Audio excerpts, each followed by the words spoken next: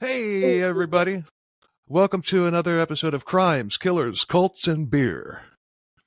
Um, Today we're covering a cult, crazy one. We'll get to that. Before we do get to that, we've got a, a guest on, Todd from Grinding True Crime. What's going on, man? I'm doing good. How about yourself? And I'm glad to be here. Doing great. My neighbor's doing their lawn right now. That might get picked up in the mic, but It's okay. I got that whole annoying fly in my studio, like what's it called from Breaking Bad episode? For those who watch that show, I can't get rid of them, so I don't want to fall off any stairs. So I'll just let them be and just ignore the baseball background. I also do a baseball show, so throwing that out there. Well, Grinding True Crime is a podcast that I've never had on the show before, so this is Todd's first appearance, and I'm probably going to be on with him at some point very soon, actually. And but tell my listeners a little bit about your show. About our show, I know we've had we talked off air. We had a little scheduling problems. We've had sort of the same thing. People coming in and out, but usually it was with me, Matt, and Gabby. We would do a show, like literally most of the time I like grab a case, I get all the details, do the research, and then they're like fresh eyes. They like true crime, but they're sort of like little, I would say, the level over newbie, the next level. So they know of like the big cases, but they don't know those, the newer like serial killers or the ones back in the day, or even just like infamous murders, the cases and the twists and turns. So we kind of like talk about that, and then I get their their reactions. And the reactions are pretty good, and so it keeps it going a little bit. We throw in a little bit of comedy. I do a little voice impersonations if I'm making fun of somebody. We never make fun of the victims, but it's maybe like the idiots involved in the case. Someone saying something stupid in the case files, as far as like a bad ruling by the judge or by a lawyer or something. So we stay within the lines of respect, but we also try to lighten it up. And so it's pretty good. It's a pretty good show. We usually go for about an hour to an hour and a half. So it's one of those. Okay. We're usually between an hour and a half and 2 hours, but our Jerry Brudos episode was 2 hours and 49 minutes, making it our longest episode to date. That should have been 2 parts. It was sometimes you get into the meat of the subject and you just keep going. So I've been there, done that as myself. So we've covered some of the same cases. I've noticed. I've listened to most of your catalog. Okay. And he recently did Willie Pickton. I did Willie Pickton and released. It was a 4-part series, and I released it part 4 probably about 2 weeks before he got shanked. I'm like, why the hell couldn't the guy have just done it a couple weeks earlier? That way. That's truly frustrating. There's been a couple cases like that too, like where the killer will pass away or something like that, like later, or there's a conclusion, like they find a body, or an extra body or something, and then you have to like do an update case. And I did a BTK because there was a BTK update that came out about the same time that Picton died, and so I did an update case. Anyway, let's get rolling. Let's do it. All right. So we're covering the Word of Life Christian Church in Chadwicks, New York. Now, it started off as a Pentecostal church, and it was business as usual until the leadership changed hands and a man named Jerry Irwin took over. And then the shit hit the fan. It gained national attention in 2015 when the brutal beatings of 2 brothers at this church ended in the murder of one of them. 19-year-old Lucas Leonard was rushed to the ER in Chadwicks. He was unconscious, and he was covered with blood, and it looked like he had been shot in the groin. Oh. So he took a beating and another beating. That's terrible. God.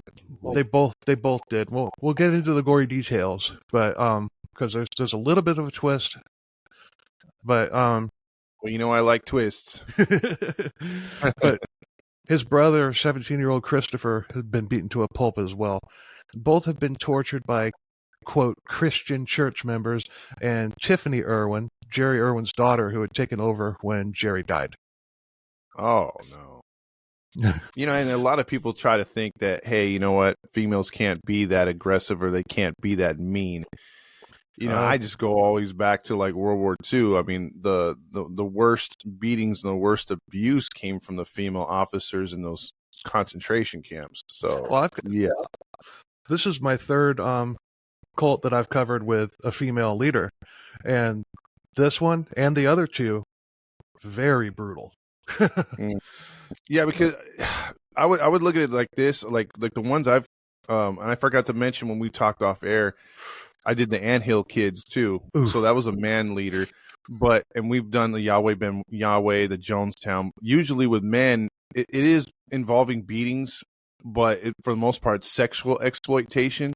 Yeah. But with females, yeah, they can be very brutal. You're absolutely correct. Mm-hmm. And there's a million reasons why. I mean, it could be just like, okay, well, I'm not a man, so I got to do something that's going to make people afraid of me. Yeah, that's true. True. I got to outdo what they would do. Yeah, that's probably 80% of it. Yeah. But let's hear those details, man. All of this was provoked by something that Tiffanie had dreamed up. Oh. Lucas died at the hospital, and this sparked up one of the most fucked up cult cases I've ever heard of. So right out of the gate, put a knife in that. I will hold on to that. I will definitely hold on to that, because now we have some tragic stuff going on. We know that there's some sort of end game, and it doesn't look good. So no. Let's see how it got there. Instead of saying, a lot of podcasts say put a pin in that. Well, this is a true crime podcast. I say put a knife in that. Well, I like that. Yeah, because it reminds me of that, what is it, that Bolt movie by Disney, where like, oh, let's just put a pin in that idea. Yeah. That's where that's why I first heard that term. And then you putting the knife. I love that. Yeah. I used to say put a pin in that, and I just got, you know what? Number one, there's at least 6 other podcasts I know of that say put a pin in that. I'm going to say put a knife in that. Yeah. You got to be original, man. I love it, Bill. Sources are the book Without a Prayer, The Death of Lucas Leonard and How One Church Became a Cult by Susan Ashland. People Magazine Investigates Cults, Season 1, Episode 3, Word of Life. A little bit of Wiki, and Syracuse.com. Nice. Okay. Bruce Leonard had a master's degree in plant and soil science. And he and his wife separated when their daughter Crystal was 9 years old. That was in 1988. Okay. She was a daddy's girl. Bruce got custody, and Bruce was a very devout Christian. And when he and his wife split, he was looking for answers. He was lost. So basically, he was easy pickings for a cult. Yeah. He had nothing, and he was desperate. And some friends of his introduced him to the Word of Life Church. Now, I see. Word of Life started off as a small non-denominational group led by Jerry Irwin, and it quickly grew into an actual church. Jerry talked to Bruce, and Bruce believed that, the things that he said was prophecy. Jerry was different from the church. I'm sorry. Jerry was saying things that Bruce couldn't have possibly known. Or no, Jerry was saying things to Bruce that Jerry couldn't have possibly known. He was basically doing the fortune teller routine. Ask a seemingly insignificant question, and just But so Bruce bought in, and he considered Jerry to be a prophet of God. Oh, what were you going to ask? Oh, just because with the churches, like with religions like that are more mainstream, they have those branch off ones that can turn into cults. Like I believe this story is turning. So he must have got his attention with something he's never heard by going to the church that, got him thinking, wait a minute, this guy's divine in some, prophetic way. Yeah. So there's always a reason why people end up in cults, and it's not, nobody wakes up one day and just says, hey, I'm going to go join a cult. Absolutely. Yeah. my mom didn't either. And, I'm trying to talk to my, aunts about, what her mindset was when she joined, but they don't want to talk to me. Wow. They want me to leave it alone. And Well, that's an unfortunate thing, because they think that you're probably trying to badmouth your mom or exploit it, but what you're trying to do is find out answers to critical questions, because maybe you can help others not fall into that kind of prey, Exactly. So it's not like it's not like you're doing it for gain. I mean, that's family, that's your mom, that's what you went through. So yeah, I applaud your effort, and I hope that your aunts can change their mind and give you some answers, because they got something. They got something. Even if it's just one little issue, there's something, and that's important. I want to know. But Absolutely. 1992, they moved to Chadwick, and they were all in. Bruce not only found a home, he found a wife, a woman named Debbie Wright. They married a short time later, and Debbie had 2 kids from a previous marriage, Whitney and Sarah. Don't put a knife in Sarah. Okay, I'll hold on to that. Not literally, of course, but no, you don't want to do that. Well, maybe. Okay, maybe one of those. Because I was picturing, when you say put a knife in it, like a picture of that person, then stab it against the wall. Stab it to the wall, yeah. But like you would a pen. Yeah, exactly. In 95, the couple had their first son, Lucas, and then Christopher in 1998. Yeah, So he was probably 6 now. Yeah. I'm sorry. He was the girls are grown at this point, or close to it. But he was probably too nice of a dad, and he let them get away with things, never punished them when they got into trouble, but he loved his kids, and he would never hurt them. Okay. Anyway. But Jerry Irwin was the true prophet to the believers of the Board of Life, and they received what they considered to be proof of Jerry being a prophet in 1998. One member, a woman named Joan, got sick. She had cancer and a severe stroke. Jerry found out and went to the hospital with a few church members and prayed for her. There's audio of Jerry rebuking the devil in the name of Jesus. And at that moment, Joan came out of the stroke. The stroke stopped. And Jerry capitalized on this, and everybody believed that Jerry had brought her out, when in reality the stroke was over and she survived. It happens every day. Yeah. The church was initially in small houses, grew to other locations, including Jerry's own basement, but it grew to about 70 people. So they acquired an old school building that was abandoned, and it was a nice setup. It was 3 stories tall, had a gymnasium, which became the sanctuary. The 3rd floor was converted into the Irwin family's home, and it was very lavish, and of course it was. Well, those usually are, and it's funded by the crowd that joins, right? Yep. But and free labor on top of that. Are you reading my notes? No, I just know how these cults are, man. It's like exploit. Sorry. No, that's all good. I know you don't have my notes. But maybe I'm a prophet. You gonna start a cult? You want to join? Do you got cookies? Chocolate chip, macadamia. I'm in. All right, there you go. 2. Do you get to fuck my wife every night too?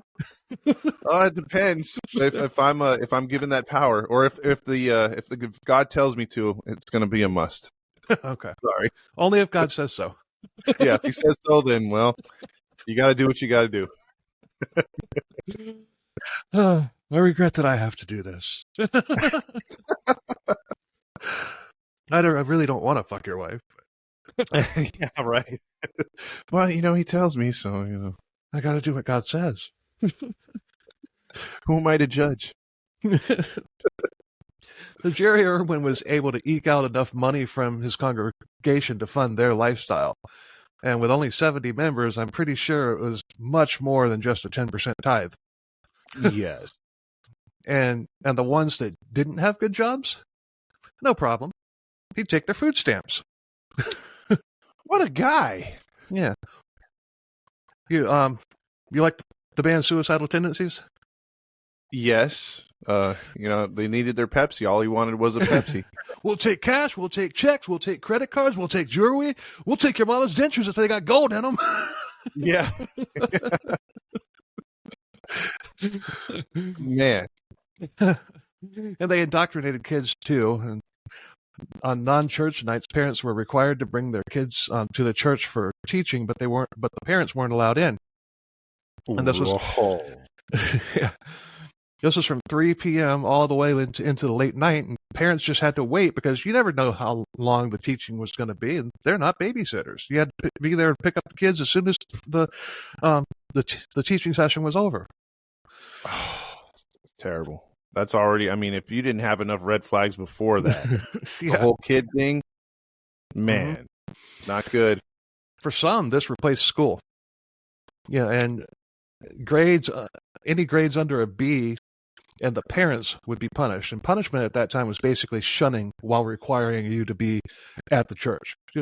Basically like that cancel episode of Black Mirror. Oh, yeah. Was it that one where they he's walking around and she kind of like, she can see him but he can't see her or something like that, where they can't interact, or they're like blurred out or whatever. So yeah. So you're in attendance, you still have to pay your dues, work probably, but you can't conversate or with anybody. Yep. You don't exist. That sucks. That sucks, man. And when the members weren't working their jobs, they were working at the church, aka put the church ahead of your family and God would take care of the family. So slave labor. Yep. Oh, it's got to suck. So you work an 8-hour shift or longer, and then it's like, well, I got to go to the church and work for free. Yeah. Wow. And you had to please the Irwins. They had elevated themselves to God status. So if you weren't pleasing the Irwins, you weren't pleasing God, and therefore you were damned to the pits of hell. Oh, you got to love cults. Love them. One survivor said that the pecking order was God, Adam and Eve, Jesus, and Jerry. That was the pecking order? That was the pecking order, yeah. Wow, Jesus got bumped. Okay. Oh, man. Adam and Eve found real favor with God then. Wow. Yeah. Jesus was like, man, I was perfect. I didn't commit a sin, and they get ahead of me? What the hell? Yeah. But Adam and Eve, the original sin, they that enabled cult leaders. Ah, I see. Makes sense. Makes sense. And if you didn't respect his authority, he would get pissed, and he would belittle the followers and call them out from the pulpit. Some members were afraid of him because you never knew which Jerry would show up. Jerky Jerry or full blown.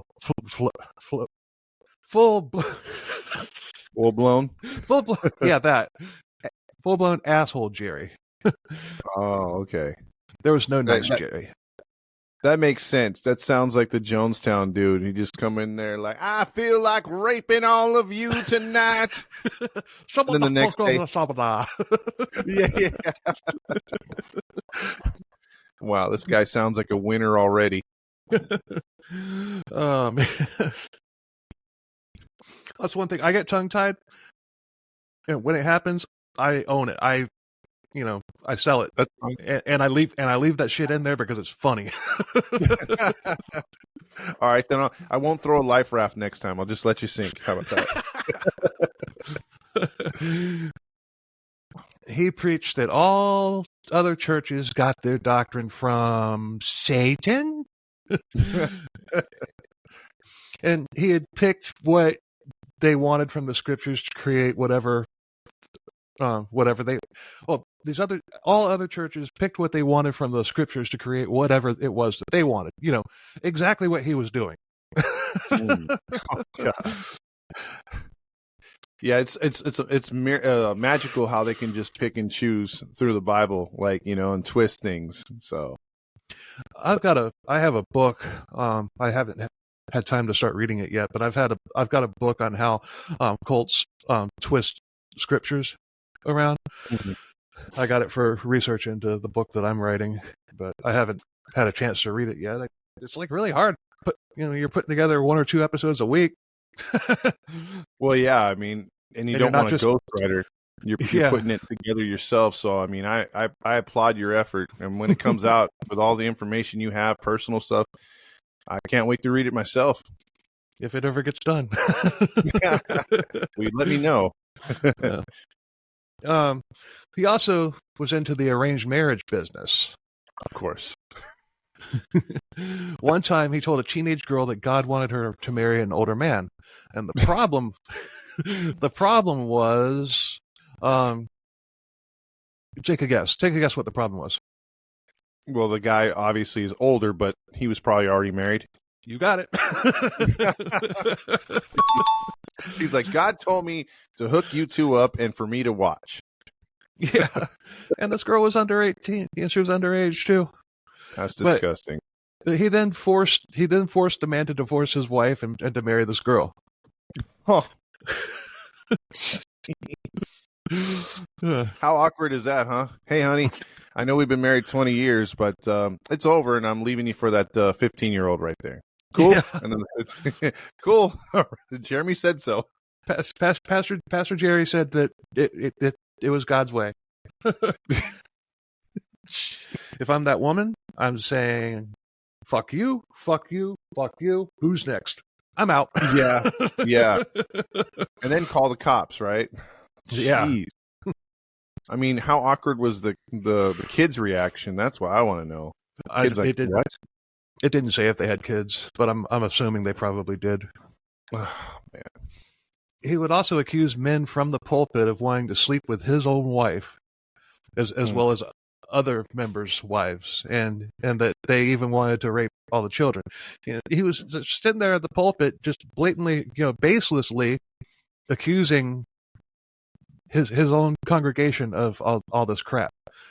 And I really do think that he was gearing up to be one of these people that says, I'm the only one that can be married. All your wives are mine. I think he was gearing up to that. That's what it sounds like to me.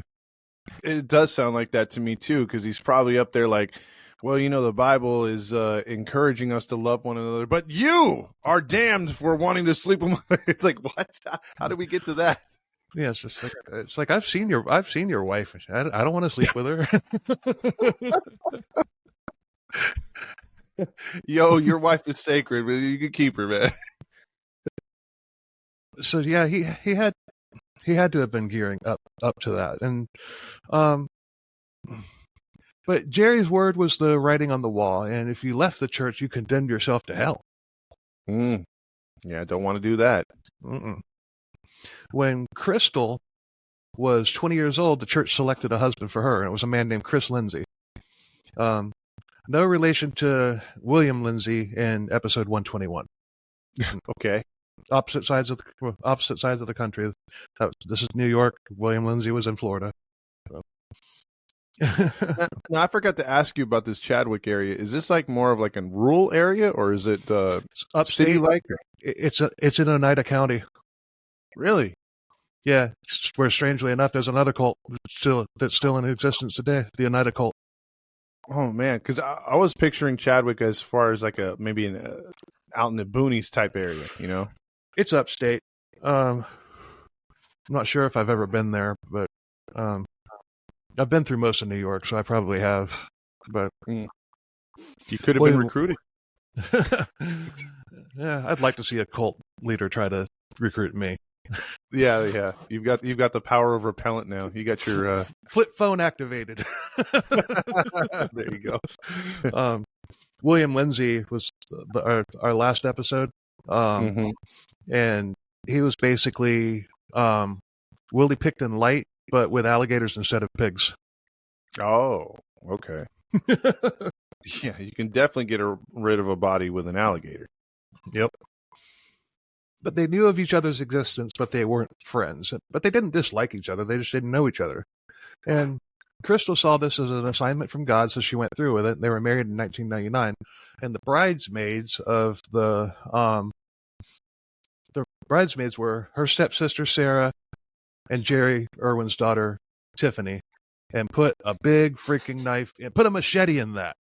Oh, this was important. Okay. Put a claymore in that. All right. Or it's one of those things, maybe her picture's like on one of those targets and you're throwing an axe. You just like fling A double-sided battle axe. There you go. Those Game of Thrones ones. Yeah. So Tiffanie and her two brothers, Joseph and Daniel, were the spawn of Jerry Irwin. They were running the land. They could do whatever they wanted, unquestioned, spoiled brats. Mm. But Tiffanie was also a big-time daddy's girl, and she was the most spoiled of the three, and she wielded that power like a weapon, even as a kid. She would always get what she wanted, and if she didn't, there would be hell to pay. But one thing that she did want was crystal. Meth? No, Crystal Leonard. Oh, Crystal. I was like, wow, this take a real quick twist. Sorry. She wanted,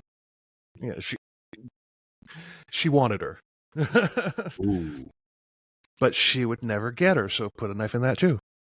Okay. Lots of knives in this episode. Man, there's a bunch of twists out the gate. I love it. In 2012, Jerry retired as pastor, and Tiffanie took over as the pastor and the leader of the cult. And Jerry had set the stage, and Tiffanie drilled it home. This was now, if it wasn't before, it was now a full-blown cult. Hmm. And Word of Life churches, there's Word of Life churches all over the country, and so don't lump all Word of Life churches in with this one. It's like, the cult that I was raised in is Faith Assembly. There's a church 10 miles away from me called Faith Assembly, and there's no affiliation whatsoever. So, so it's more of like a common name type yeah, it's deal? just common name. Wow. But this transfer of power was done in secrecy, leaving members wondering where Jerry was. And Tiffanie told the congregation that Jerry had suffered a stroke. But Tiffanie had a problem. If you got sick or if anything bad happened to you, it was because you sinned. Oh, so people assumed that he sinned his way out the church. Maybe. Okay. But on December 8th, 2012, Jerry died of a stroke. But like all of these cults, the followers expected Jerry to be resurrected. But that obviously didn't happen. Oh, it didn't? Oh, that's a twist. Well, I was fully expecting him to rise from the ashes. So my bad. The cult, the Faith Assembly, the cult that I was raised in, when Hobart Freeman died, the followers prayed for several days for for him to be risen from the dead. And didn't happen either, huh? Yeah, but how many resurrections have happened since Jesus? I can count on my hand. 0. Yeah. Jerry's death was a major shock to the followers, but Tiffanie put on the show of all shows. She claimed that she, like her father, had seen Jesus, and it worked. The followers bought in, and she, too, was a prophet as far as they were concerned. The followers prayed to Tiffanie, and they believed that she was what they had been looking for, obviously. But, obviously, she wasn't. Spoiler alert. Jerry was a power-hungry prick. Tiffanie was a power-hungry and sadistic prick who was only happy when everybody around her was miserable, and she liked to torture as well, which was something that Jerry had never been into, other than verbally. And sexually, probably. Yeah. Well, yeah, that maybe. I think the only reason that he did, that he stepped down is because his health was declining. If he had been in good health, he would have married the entire congregation. He would have been pumping himself full of Viagra every night. Yeah. I got your rapture right here. But the rules became even more tyrannical, and no matter what you did, there was no satisfying Tiffany, and she was so much worse than Jerry. It's like if Jerry was a demon, Tiffany was Saddam Hussein on South Park. Oh man. Which if you don't watch that show, in South Park, Saddam Hussein is worse than Satan. Oh yeah. He outdoes Satan many a times. Yeah, Satan was his bitch, literally. Yeah. Yeah, they went there with that one. He was pretty fun. But the rule changes took place immediately. TV was abolished. All internet was restricted and monitored, and basically you could only use the church computers and whatnot, and your phones were regular. Your cell phones were regularly checked. Wow. So, quick question: were they living on the actual land now at this time? All the followers and parishioners, or some people were. Some people were. That was the thought process behind getting the church. That all the classrooms on the second floor would be turned into like living quarters. And some people had already moved in. Not everybody though. Gotcha. I mean, if you think about it, I mean, you could take some of these old abandoned buildings and turn them into like housing for the homeless and stuff like that. I mean, barracks almost. Yeah, but. The rule changes that took. How many showers they would have had to install? Maybe they just do a community shower. Yeah, maybe. No. Is there a pool? Yeah. Right. Just go down by the river and use some soap. I don't know. It's an old school building that would looks like it was probably. One of those old boxy multi-story brick buildings. It was probably built in the 40s or something. But probably machine shop at some point. Yeah. But all the members were expected to completely cut all ties with anybody who was not a member of the church. Of course. They were also expected to get to work even more and give an even higher percentage of their income, but it was never enough. You can't associate with heathens in your family, and you have to give more. I mean, God is asking for more. Yeah. And how are you going to work if you're not allowed to associate with heathens? I don't know. I guess you're shunned by the heathens as well. Or you have to go there and do your job and not say a word to anybody? Yeah, that would suck for someone that works in customer service. How do you do that? Excuse me, ma'am. I've got a problem here with my vacuum cleaner. Yeah, exactly. I cannot talk to you. I rebuke you in the name of Jerry. Heathen. By the way, these are 99 cents today if you want to get them 2 for 1. Mrs. Cult member, come to my office, please. Yeah, you're fired. And then she get punished by Tiffany for getting fired. Lose situation. Yeah. Her brothers, Joseph and Daniel, were the muscle. They were both 6 foot plus, and they were both built like linebackers.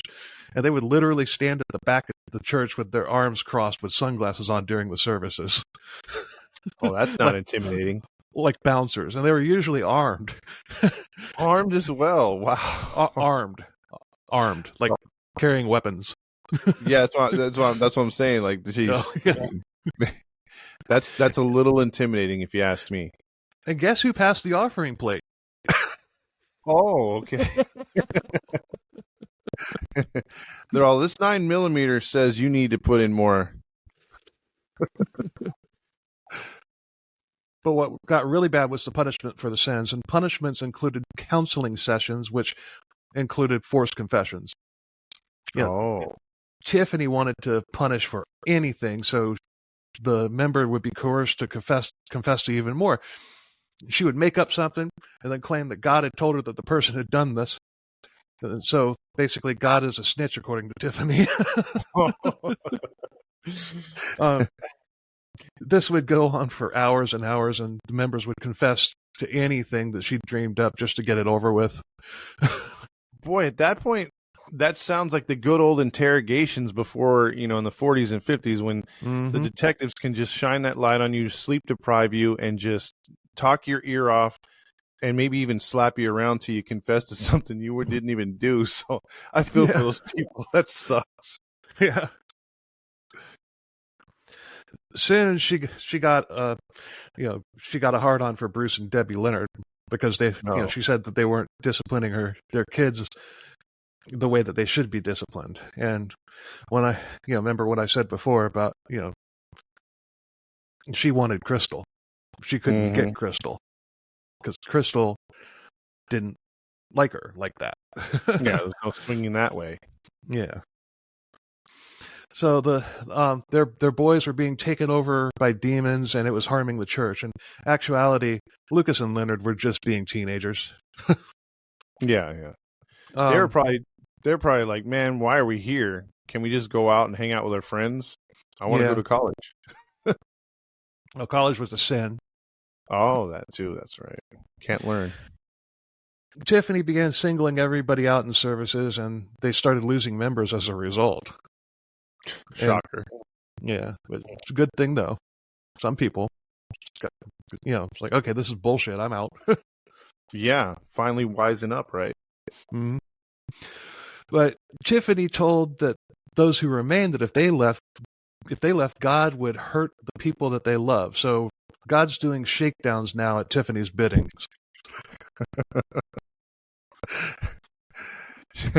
She's like, God will make your car disappear in a ball of flame. Yeah, he'll turn that into a burning bush itself. Maybe your house as well. One day in 2014, Tiffany told the followers that God had told her that somebody in the church was supposed to give a large amount of money to the church. And it was said that if the person didn't comply with God's orders, serious physical harm or even death would befall somebody that they care about. And you can see where this is going. Oh, yeah. I'd be looking around like, well, it's not me, but who the hell is going to get punished?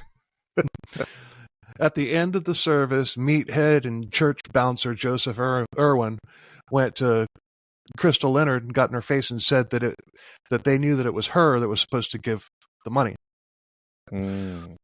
She was a stay-at-home mom, and her family didn't have much money, and they were already giving a lot more than 10% to the church. Oh, no. So for 6 weeks, she stressed about this, and she couldn't figure out why God had told Tiffany that. Well, God didn't tell Tiffany that. But she decided that it was time to go.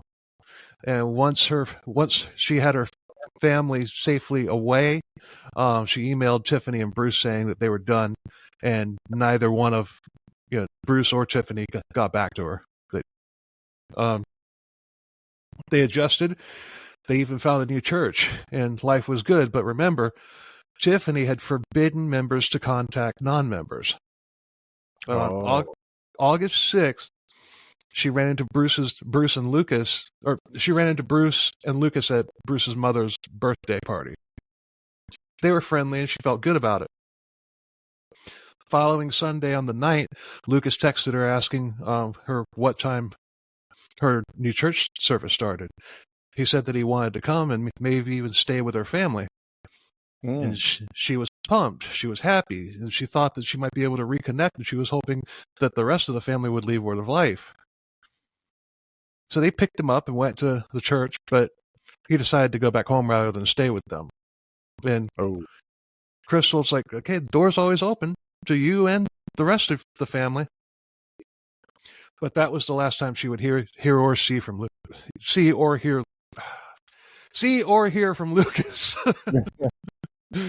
Oh no! Or any of her, or any other member of her family, that for that matter, until 2 months later on October 12th, 2015.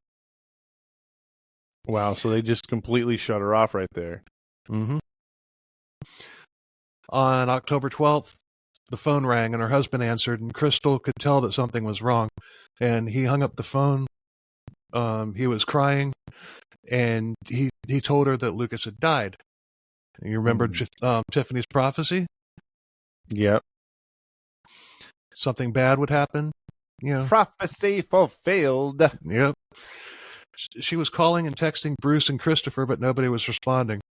Lucas had been taken to the hospital in a white Dodge Caravan. It was Debbie's, and the hospital staff took Lucas out of the van and started trying to revive him right there in the parking lot. Yep. Oh man, he must have looked like crap if they're doing it right there. Mm-hmm. Because he was wearing blue. He was wearing blue jeans, and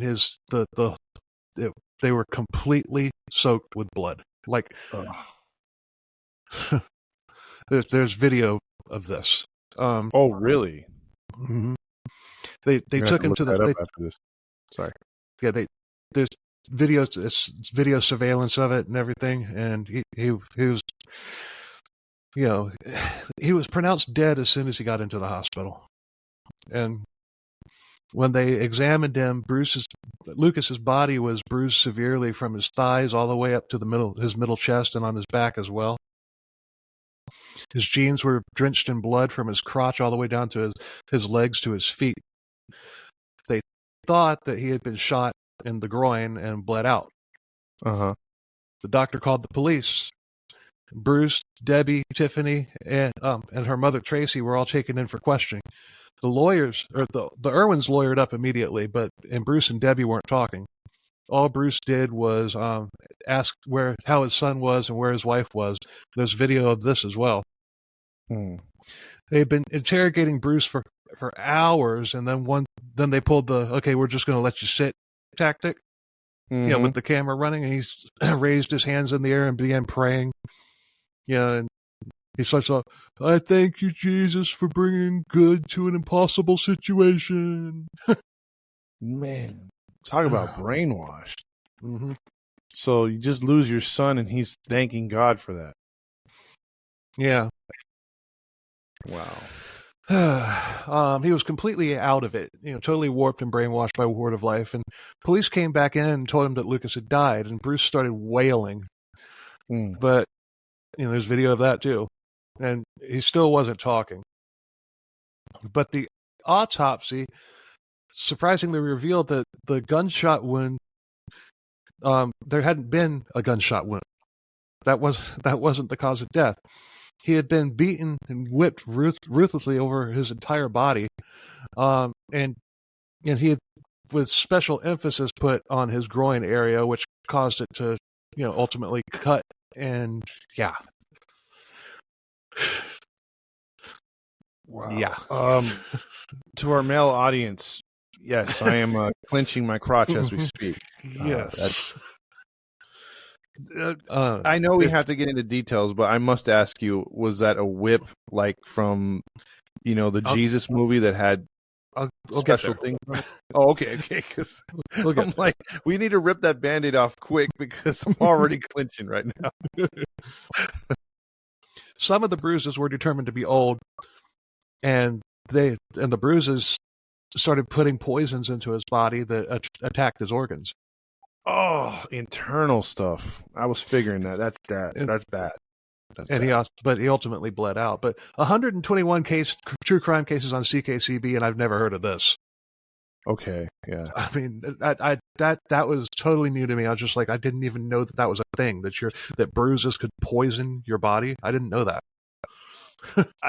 I mean, it kind of makes sense because it does make sense, but I just didn't. Yeah. You don't think of that because it really doesn't come up. Usually, there's like a gun wound or an infection due to something else, but it's not like I've never heard of that either.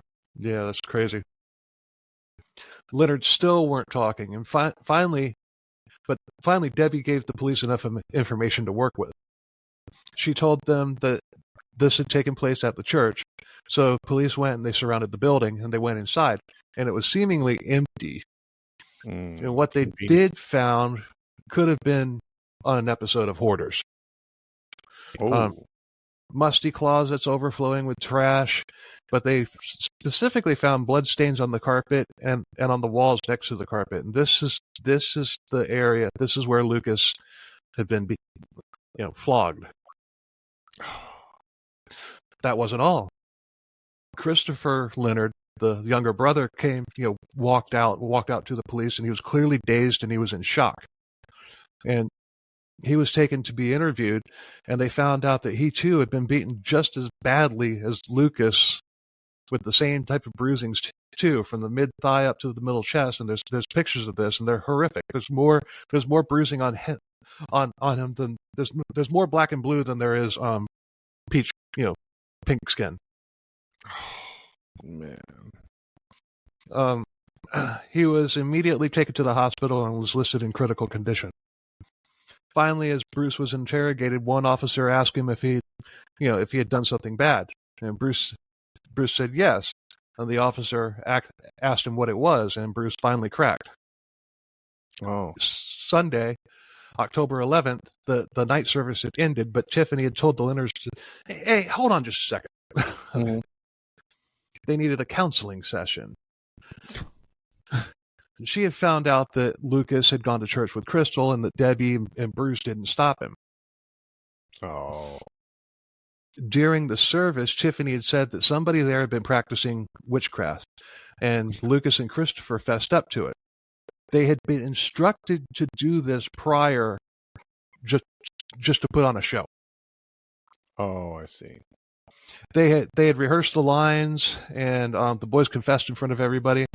There was no denying it, and Bruce was horrified by this, quote, revelation. It went on to them confessing to wanting to molest little girls. But then she turned to Bruce and said that this sin came as a result of Lucas going to Crystal's church. So you get everyone riled up, and then before the beating, you're like, oh, yeah, but it was because of this, and then proceed with the beating. I mean, the tactics of these people, I swear. Yeah, she's full of shit, and she knows it, but this is akin to, like, people blaming, murders and stuff like that on heavy metal music or video games or movies. Yeah, satanic panic, stuff like that. Yeah, but how are you going to get... Yeah, it's how are you going to get... They want to molest little kids from a church. I mean, it wasn't a Catholic church. Is that where your drum, your little breaks in? Yeah. Sound effect right there. Mark that. Oh, man. I'm just kidding, Catholic listeners. Just kidding. It was too easy, though. I had to. Yeah, it's a low-lying fruit. I mean, you have to grab it. Mm-hmm. Lucas's own half-sister, Sarah, was the one that had snitched on Lucas about him going to the other church. Sarah, along with God's meathead bouncers, Joseph and Daniel, were brought by Tiffanie into the counseling session with the Leonards. Tiffanie went over what had happened in the church service, and Lucas and Christopher were accused of witchcraft and using voodoo dolls, and that they were using those dolls to hurt Tiffanie. Because 17 and 19-year-old kids who have been raised in a cult that cut them off from everything know how to practice witchcraft and use voodoo dolls. Yeah, absolutely. Makes sense to me. Yep. Well, he got it from the other church, and then Lucas went and showed Christopher how to do it. Yeah, that's got to be it. That's off of one church going, huh? That's one church service. Yep.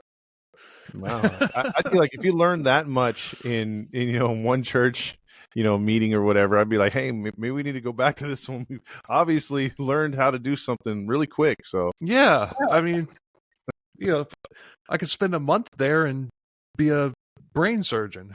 There you go. So she's actually helping promoting the other church. It sounds like it to me. It's like, we've been here this long and we don't know how to do witchcraft. They go one time and wow, okay. Yeah. I think Tiffanie is a witch. And that's the nicest thing. That's the nicest word that I could use to describe her. Yeah, I'm with you on that one.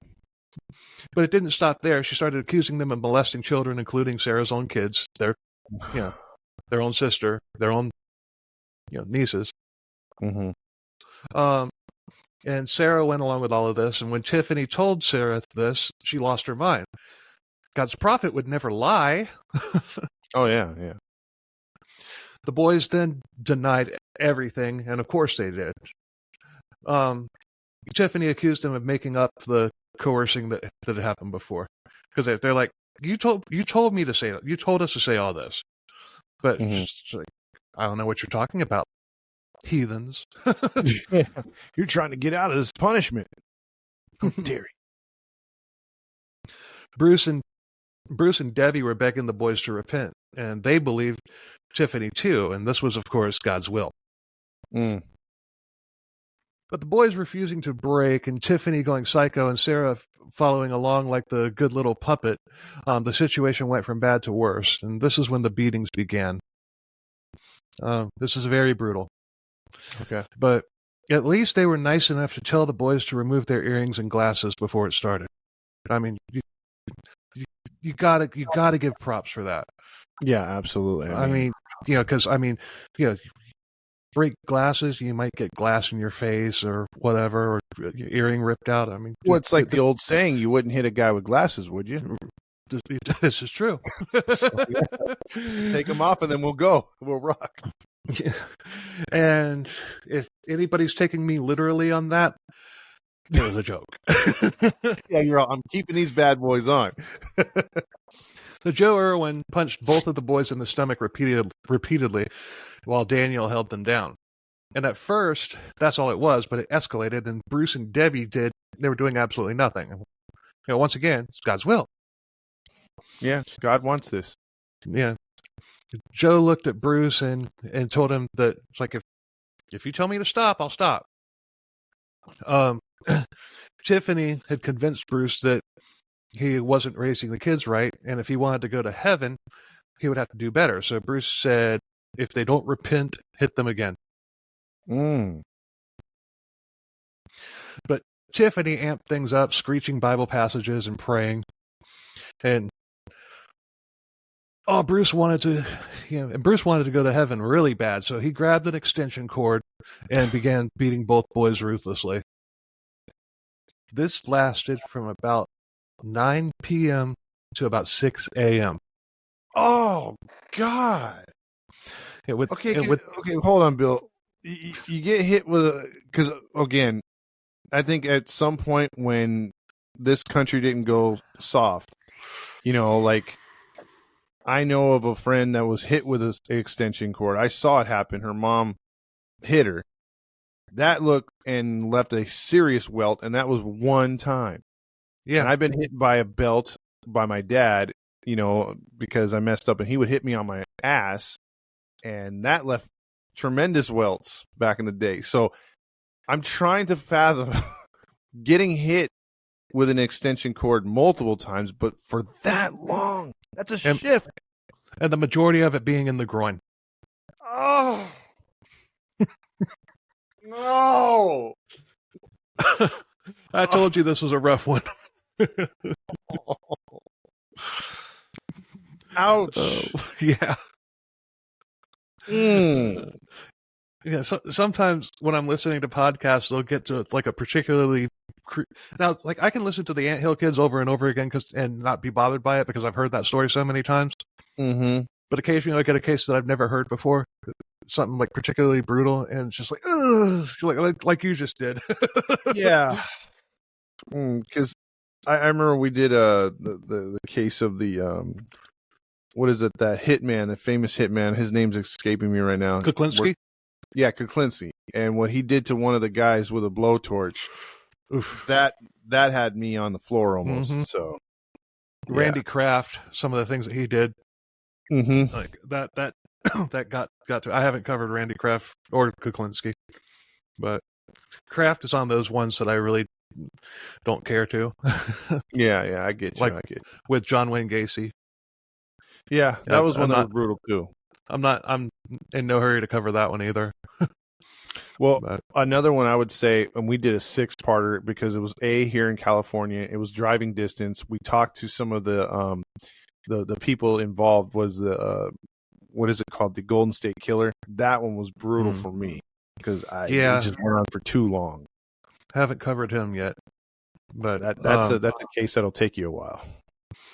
Our episode, the NorCal rapist episode.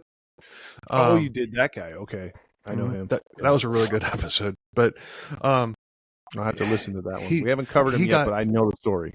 He got caught like literally weeks after D'Angelo did this, pretty much the same way. With DNA, and it was like D'Angelo and that guy, I can't remember what his name was, but they were like the first people to ever be caught like that. Yeah, reverse genealogy. Mm-hmm. And then later BTK because of his floppy disk. He's all, am I going to get caught with this? And the cops are like, no. You're good. Those are completely anonymous. People, we're not in the. We don't trick people. We tell the truth. It's not even possible. They are completely impossible to trace. You're good. Just let us know more. He's like, okay. Fucking BGK. I've ripped him to shreds on my series on him.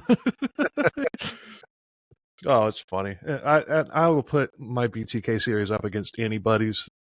I mean, I'm really proud of that one.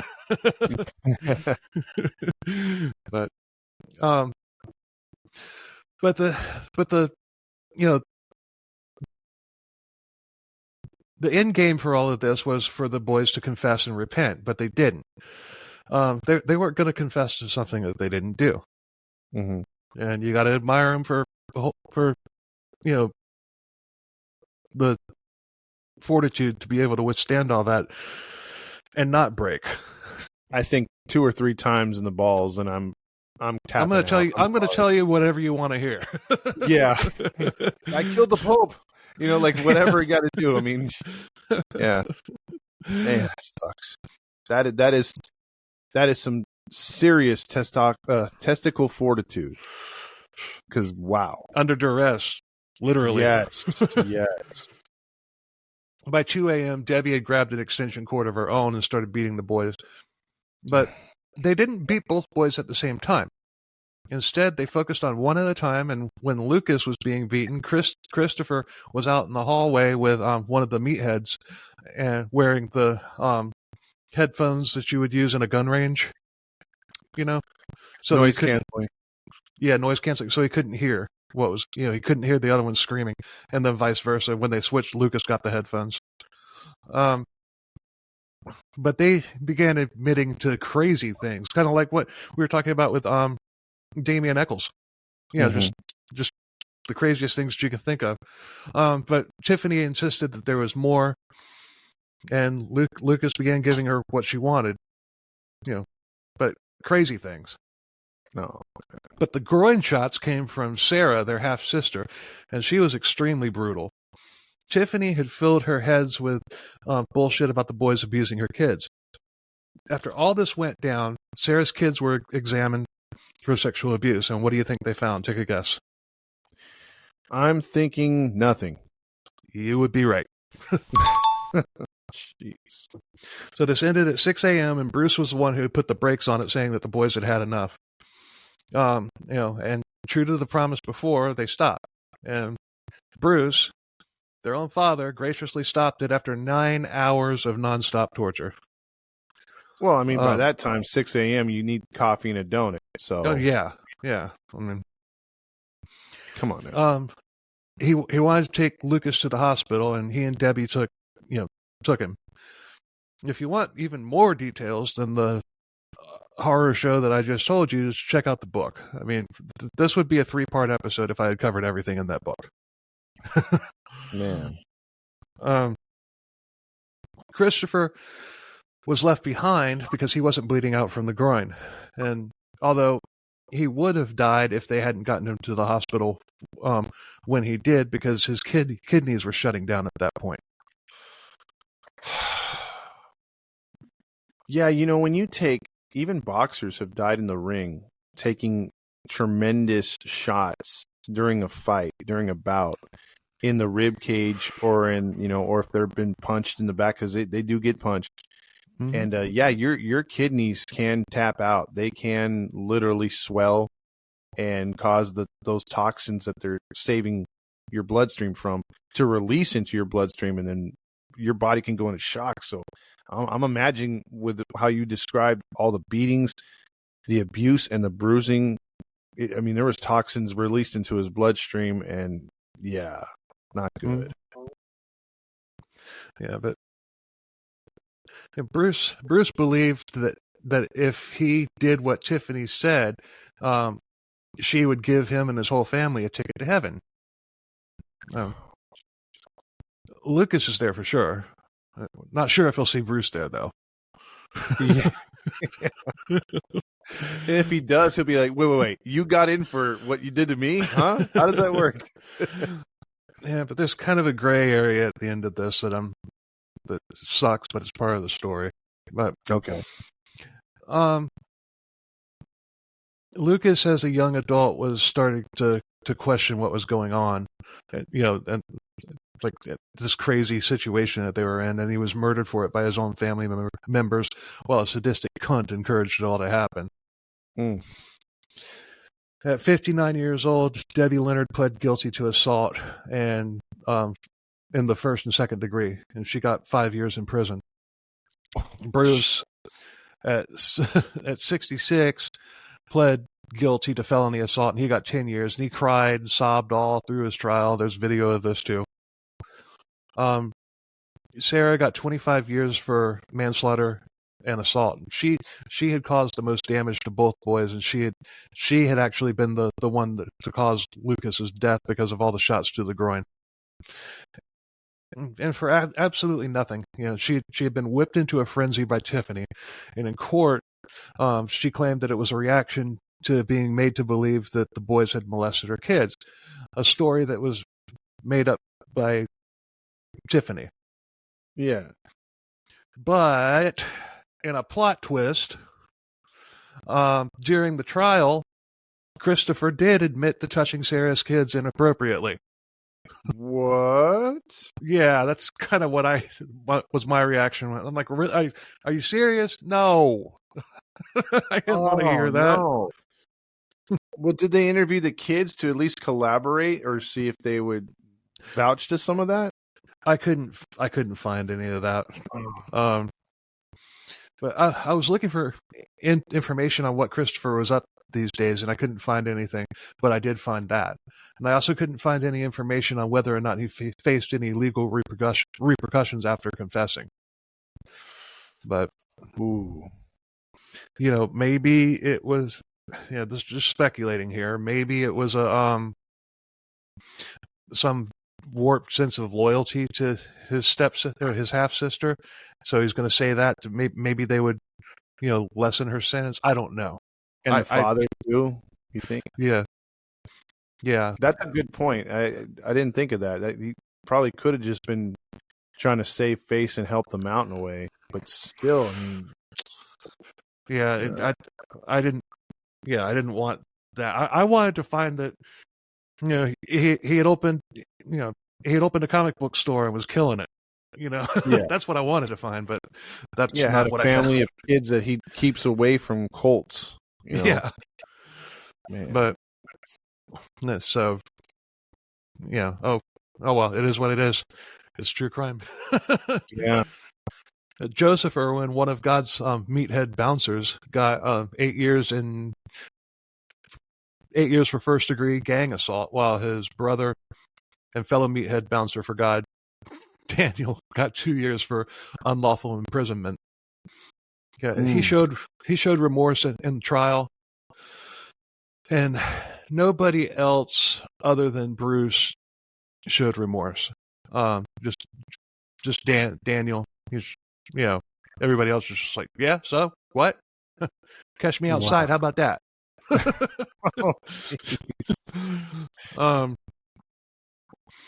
But not even Sarah, who she even admitted to having been duped. and everything. So that's another thing that kind of, it's like, okay, if she admits that she was duped, and what about Christopher admitting to touching the kids? Well, I mean, it's clear that God wanted to dupe her. So, I mean, Oh, yeah. yeah, she has to follow the prophecy and the plan. The Lord works in mysterious ways. None more than ever than in this case. So you must falsely admit to something that is not your fault at all. Okay. So Tiffanie was 29 at the time of the trial, and she pled guilty to manslaughter and assault. She got 12 years, but she then asked if she could rescind her guilty plea. She said that she had been coerced and forced to plead guilty, and the judge didn't buy it. And personally, I think she should have gotten more. Yeah, that's a light sentence if you ask me. Mm-hmm. So, except Sarah's, like the meatheads are most likely out right now. I mean, you can't be serving the full term. I'm getting to that. Sorry. The book had all the information about the trial itself and what the sentences were, but it was released. The book was released before they were released, so I had to go find that. So the cult folded after this. It's dead. Crystal isn't sure whether or not Tiffanie did this because she didn't shit a shitload of money for them, and I'm saying that I totally believe that's what happened. That and that and the fact that Crystal didn't return Tiffany's feelings toward her.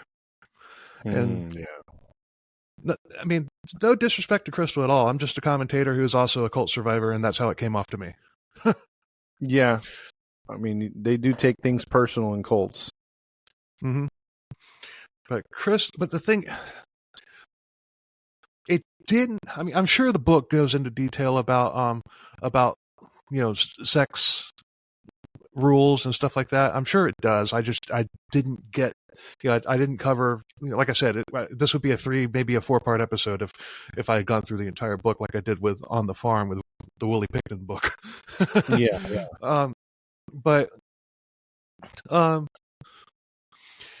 I'm sure that as strict as these people were, I'm sure homosexuality was considered a sin.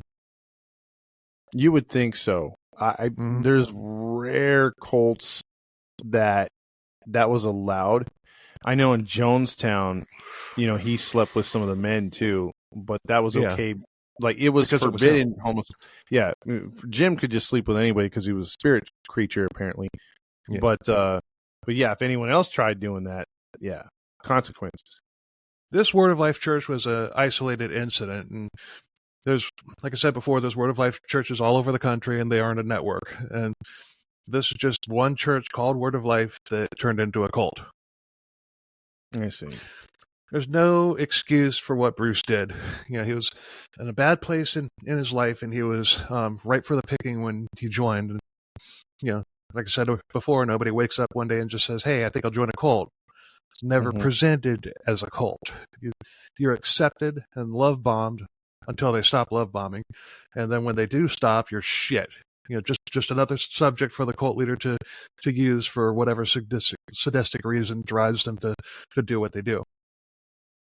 My point is, anybody can be sucked into a cult. Some cult leaders believe they're bullshit. Tiffanie didn't. Tiffanie knew she was full of shit. She was a pure evil sadist who had been groomed to take over for her dad, but when she did, the true monster was released and Lucas paid with his life. Christopher almost did. There were others who were abused as well, and it started with writing sentences like when we were in school, but it gradually escalated to murder. So the whole Bart Simpson thing to murder. Yeah. That's an escalation. When I was in junior high, I had this one teacher that I didn't get along with, and she was always giving me sentences. Mm-hmm. So what I did was I took 5 pencils, put them together at an angle, and then taped them, at an angle. So, and that lined up perfectly with the lines on a piece of notebook paper, and I would basically literally be writing 5 sentences at once. That's smart, actually. And the funny thing is, a couple months ago, I saw a meme of somebody doing just that. I'm like, hey,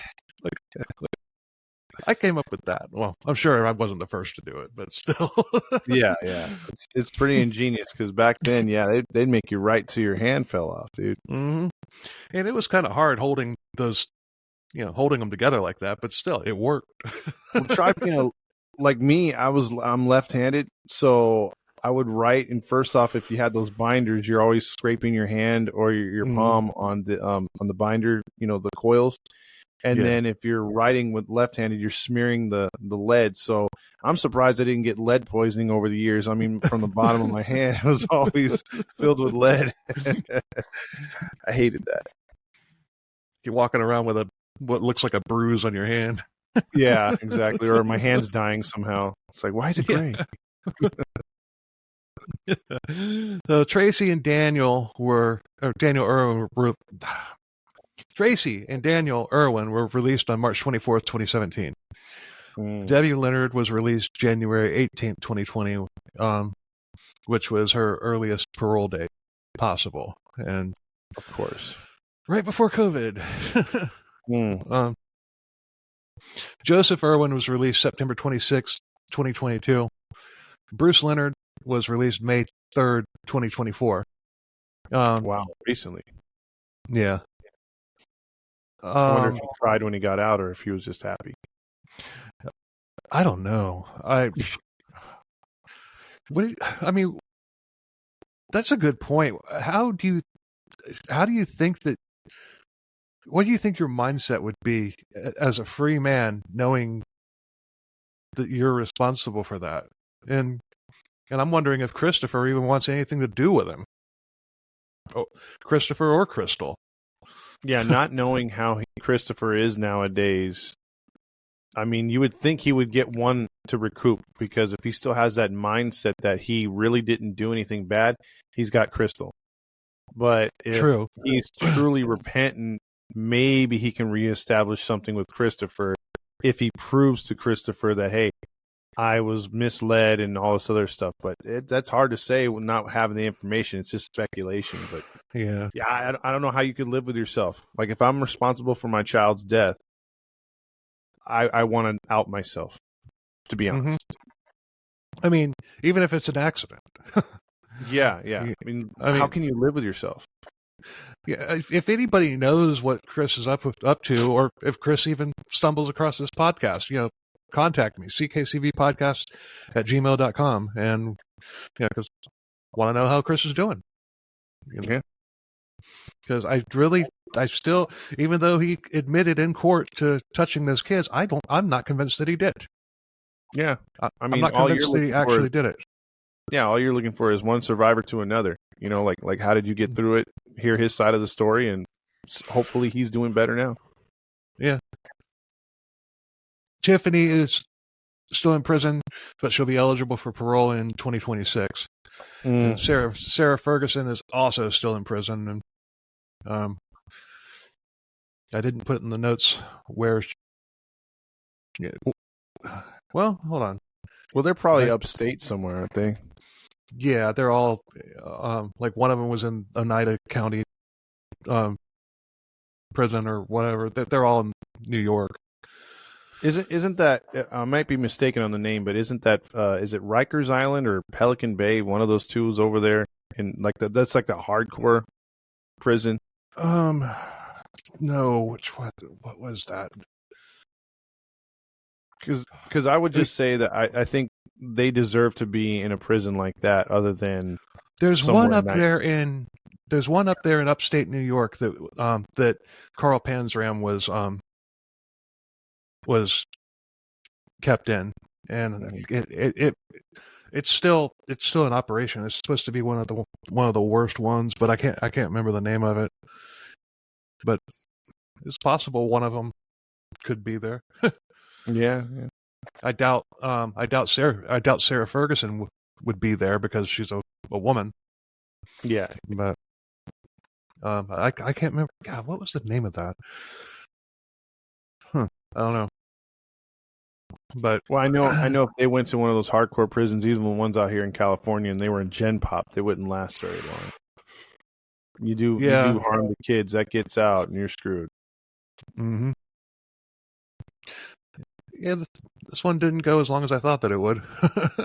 But it was a good episode.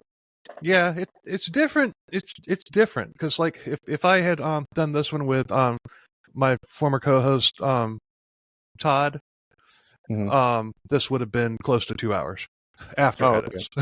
Okay. I guess depends on the co-host, I guess. Oh my God, this is hilarious. You know how the in the bottom left-hand corner of your screen, it'll give you like the weather report, like rain coming and all that stuff. It said heavy rain, and then it just switched, and it says swimming final result. It's talking about the Olympics, but like just a second before, it was talking about heavy rain. So like, okay, better start swimming. Swimming's in your forecast. It's a hell of a lot of rain. Not to make you jealous, but it's on mine. It says 82 degrees and sunny. It's probably about 82 degrees right now, but that's just because of the rain. Oh, that's muggy, man. That's brutal. If not, it would be like 94, 95, 96 degrees with 100% humidity. 79 degrees outside with heavy rain. Wow. Well, that's what happens when you get a tropical storm. Yeah. Expect the unexpected. Yeah, you were saying that you couldn't handle the humidity. It's funny because one time when I was over the road, I spent like an entire month in going back and forth from New Mexico to Arizona to California, and it was too dry for this Florida cracker. I mean, my skin was dry, like so dry it was itching. It felt like it was about to split and all that stuff, and nosebleeds like multiple times a day. I probably went through three freaking large bottles of lotion during that time, like moisturizing lotion, because just took a bath in it, and I was just like, God, I don't see how people can do. See, you couldn't handle the humidity. I can't handle the dry.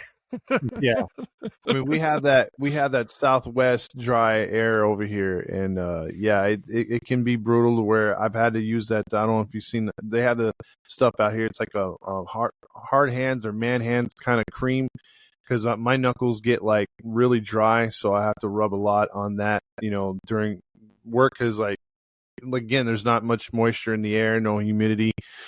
So it's very, very dry at times, and especially when we get those Santa Ana winds that blow the air in from the desert. Yeah, it's even worse. So yeah, it can be brutal at times. Believe me, they say only black people get ashy. It's like, no, white people get ashy too, and I have to put on that lotion.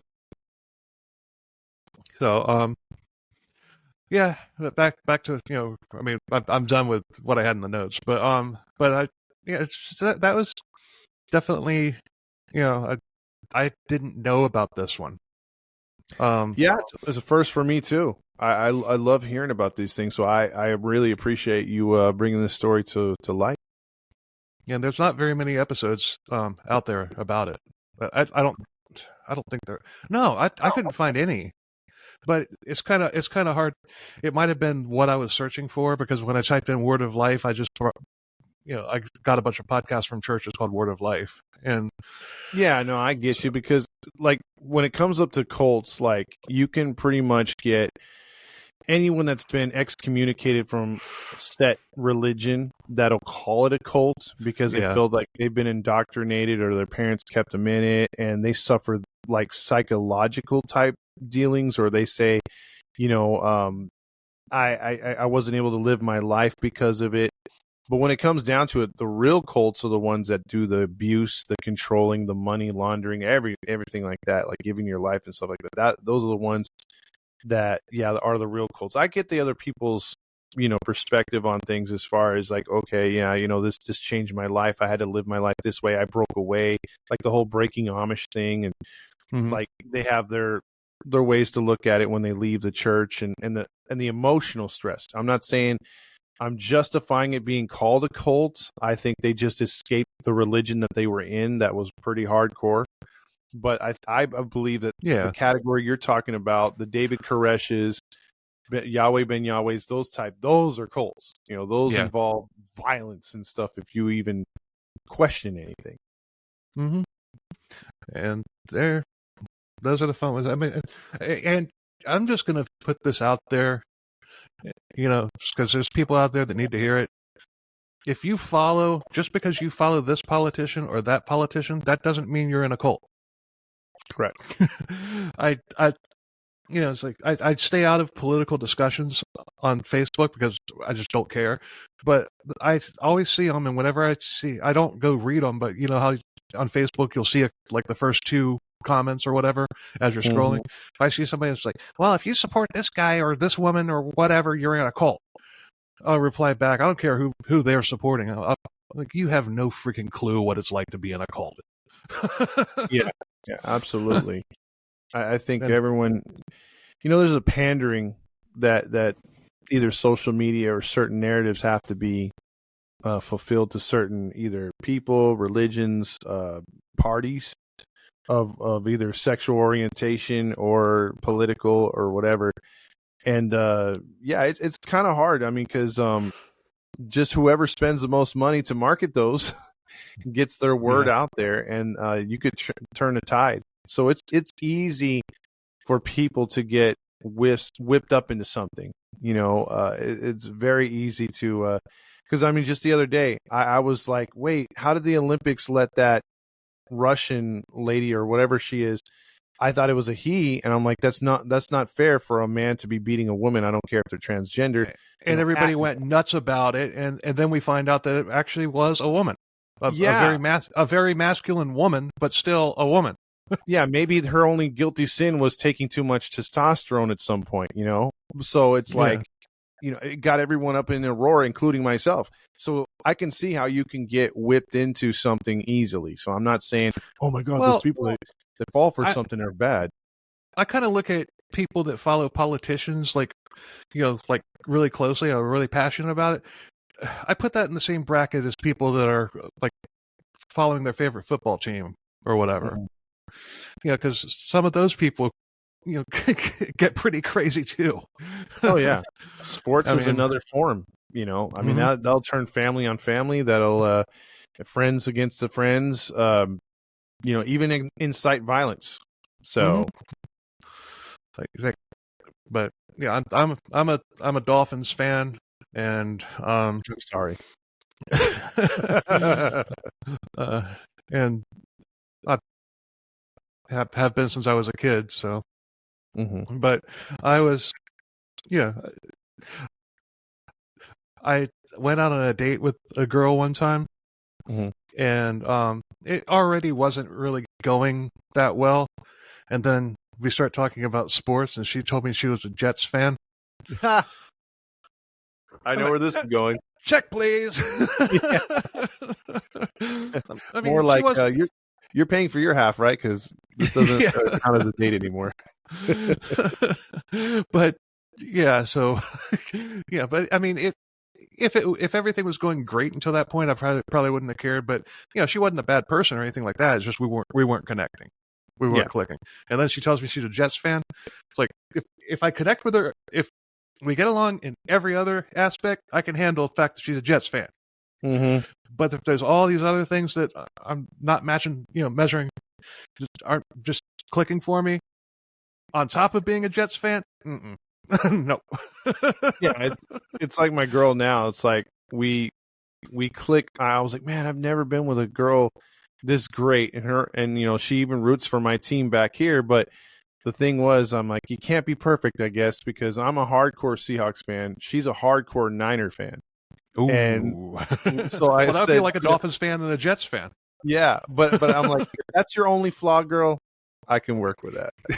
So I told her, as much as that should show my love for you when I take you to your, Levi Stadium, to a game. I go with you. I hate the Niners, but I love you, so I'm going with you. I'm gonna wrap it up, and okay. we can continue talking. I'm just going to wrap up the episode. Go for it. But, anyway, thanks a hell of a lot for listening. We appreciate it. Like, share, subscribe, follow, all that good stuff. Comment, rate, review. You can review on Spotify now as well as YouTube and Apple. So hook us up and do the same for Grinding True Crime, because that's a really good podcast. It's one of the ones that I listen to on a regular basis. And it's good. I'm glad to see that your podcast is back, because I was like, where's Grinding? Yeah. We haven't put out a couple episodes for a while, so I appreciate that, Bill. So we actually have one going on later on today too. So we'll and then we'll have you on pretty soon here, if not next week. So we're hoping for that. But yeah, continued success on this podcast. Like I hadn't, till you reached out to me, I apologize. I hadn't really, got a chance to listen to your episode till you reached out, and I'm like, hey man, he does pretty good stuff. So I was looking forward to coming on, and I'll be continuing to listen to the Crimes podcast, Crimes, Killers, Colds. Avoid the Elizabeth Bathory episode. Okay. All right, you got it. That one Todd took the lead on, and we were both annihilated drunk because man, it just went off the chain. I can remember it. Todd's like, well, we got through it. I'm like, yeah, a couple times. The editing on this one's going to be fantastic. It's just a train wreck episode, but I left it up there. Yeah. So anyway, until next time, later.